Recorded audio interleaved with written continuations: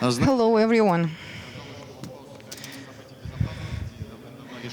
Well, you could have believed that the issue of storing security events has long been resolved, but in the last 2 years, many people realized that that's not true. And the size of an individual event and the size of the whole storage systems matter. And this is what we'll talk about. My name is Aleksandr Kuznetsov. I spoke at PhD when it was not yet mainstream. Now I'm I'm architecture team lead of JSOC. During this presentation, I wanted to focus on the factors that impact data storage, what the main problems are, what are the schemes of data storage, and I will show you some calculating cases that will demonstrate what's possible and what's not. Let's start with the factors that affect the selection of data storage. You can split these into two main groups. The first group is related to the environment, and these include the size and the flow of the event. The other set of factors is related to data storage, the rate scheme and the number of replicas. There are also factors that are somewhere on the border, the duration of storage. It depends on the performance of the system, and it can also depend on the regulation. And you may think that I'm not inventing a wheel here, or I am inventing a wheel, but in fact there is yet another factor, which is network, which is the bandwidth actually, from the collection point to the sink, and this is going to be the main factor determining the centralized, the decentralized, or the local storage scheme. Let's take a closer look at these factors. To our surprise, we turned out there is not a single study or a manual that would explain which different sources generate which sizes, events of which sizes. Together with colleagues, we carried out our own research. The key findings are here. We will publish a more detailed paper, and you can see the ranges can be quite broad. If you take Linux OSs and the classic ODD, then the average event size is 600 bytes. For Windows, it's roughly 1400. On the slide, you can also see the averages and also weighted averages. We have the largest MDR service. We took its data to understand which events are generated more often.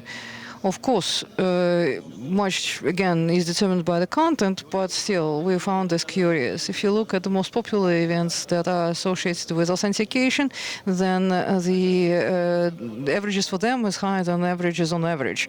If you look at, I don't know, if you have data from the web service and you do not use WAF, but you should be using WAF, but if you don't, then the events will be small. And two other interesting indicators are host tools and network tools.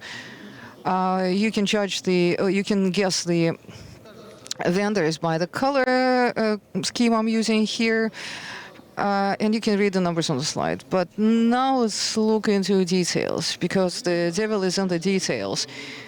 Usually in practice, we employ various vendor calculators.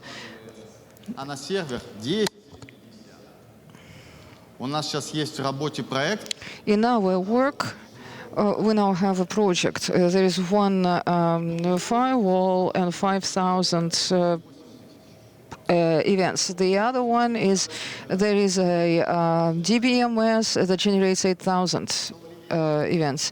So what if in a flow? What affects the flow is which audit policy is used, which events are registered, which are not, how intensive is the work of the users, and how interesting is the system to the attackers. If this is a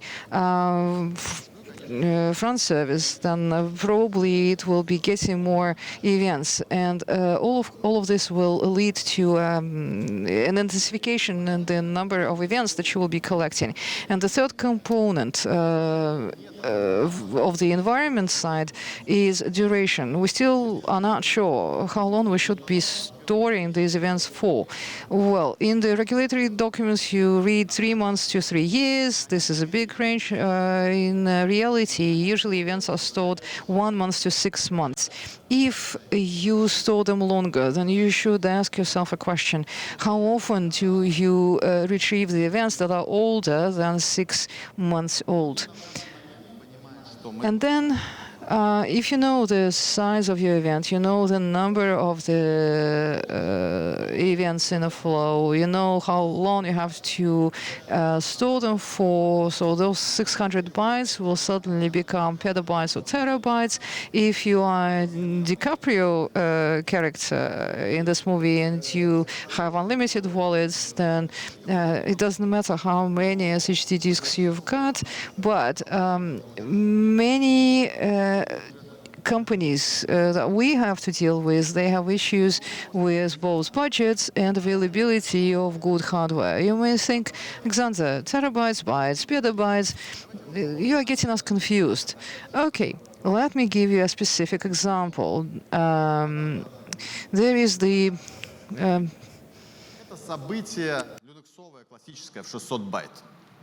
there is domino chip. This is one event, right? To get a 1 gigabyte, the soccer field that is just next door, 1/3 of it should be filled out with those domino chips. 1 terabyte is 1/2 area of the whole stadium should be filled out with the domino chips. What about a petabyte? How big is the area? It's the area of Moscow filled with those domino chips. And this is a real problem, and this is the true size and scale of this problem. Very few people come to appreciate it. So we can't store that volume just on SSD. There should be cold storage, hot storage, in-memory, whatever, depending on the technology that you are using. And here, these modes of storage, they're interlinked. Hot storage will determine the cold storage scheme.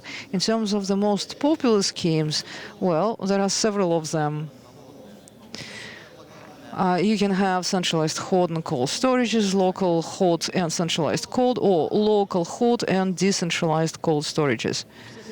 All these schemes have their advantages and disadvantages. If it's a centralized scheme, the maintenance costs are lower, removal costs are lower, data is handled more easily. If you have a decentralized scheme implemented, then disaster resilience is higher, and the load on the data transfer channels is reduced. And this is very important.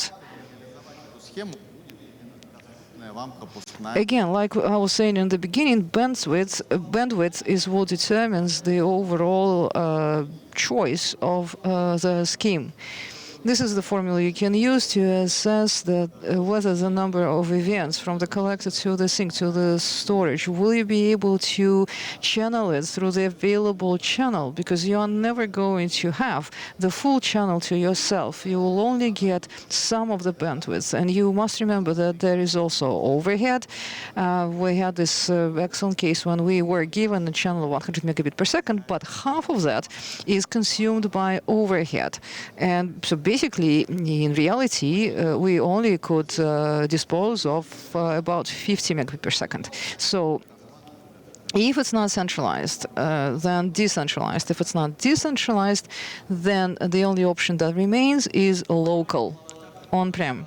This is a little heat map that shows you that to send 100,000 events,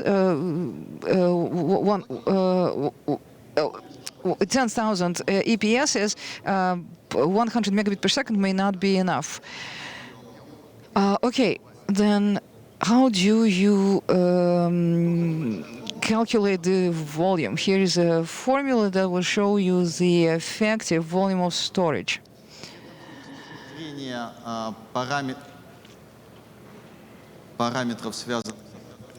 In terms of resilience, We also need to include here the value of the replicas that you're going to use. This is effective volume.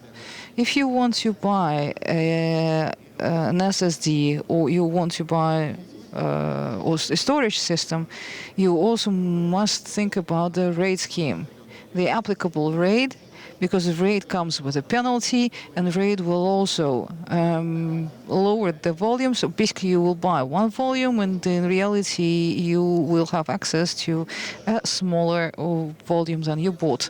Here is a calculation case. Our favorite 600 byte, 25,000 APSs, small flow.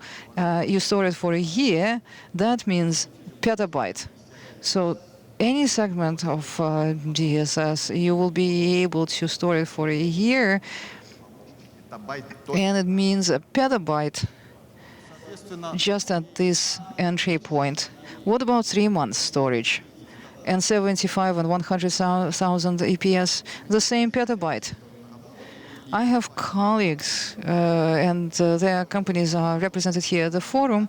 I know that their company is storing a dozen petabyte. And a dozen petabyte is a number that you see quite quickly, and not with very, very big numbers. And these are the volumes that even medium enterprises might face, not just majors.